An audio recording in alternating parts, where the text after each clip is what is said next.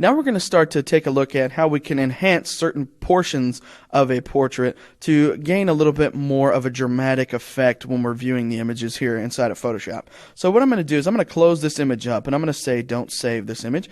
I'm going to navigate back over to the Adobe Bridge simply by Command tabbing or Alt tabbing on the PC over into the bridge, and I'm going to select darkfashion.jpg. This is in your Chapter 6 project files folder, darkfashion.jpg, and just double click that to launch it in Adobe Photoshop like so.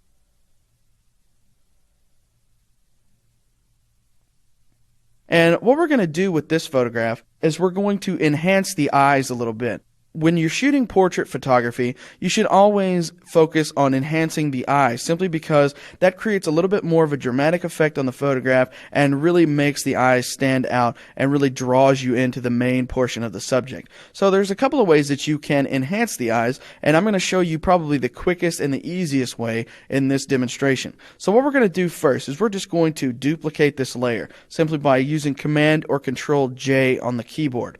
Now I'm also going to change the blend mode of this layer to screen, and what that's going to do is just make everything inside of this layer twice as bright as it was before. So you see here's before and here's after. Now we don't want to lighten up the entire image, mind you. We only want to increase the focus of the eyes in this photograph. So what I'm going to do is I'm going to come down here and I'm going to add a layer mask to this, but I'm going to throw in the Option key on Mac or the Alt key on PC, and I'm going to hold that down and press the layer mask button. When I do that, it hides all of the effects of that layer mask.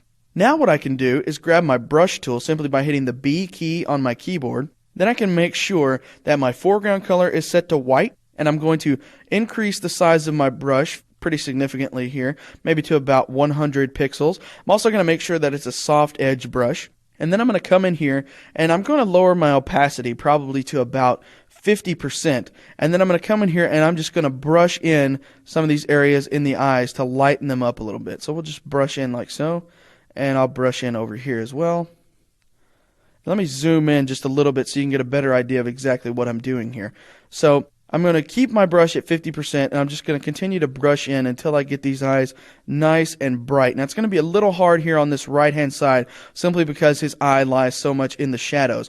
But this left eye I can really bring back pretty significantly by brushing it out with that white brush. Now if you paint outside the lines, in other words, if you come back in here and you're kind of flowing off into the eyelids or maybe into the side of the nose or whatever because your brush might be a little bit too big, go ahead and switch your foreground color to black by hitting the X key on your keyboard, and then just brush out some of those areas so that you have a nice dark defined area all the way around the eye. So this is a great way just to kind of clean up those areas that we might have missed when we were filling in the eyes originally. Now I'm going to zoom back out just to the original magnification here, maybe even zoom in just a little bit more. I'm going to pan down and I'll show you here. Here's a quick before and after. Here's before and after. So you see just how much of a dramatic effect this really creates on this subject and how much it really improves the overall photograph simply by duplicating the layer, changing the blend mode, and then just brushing in those nice little highlights on his eyes.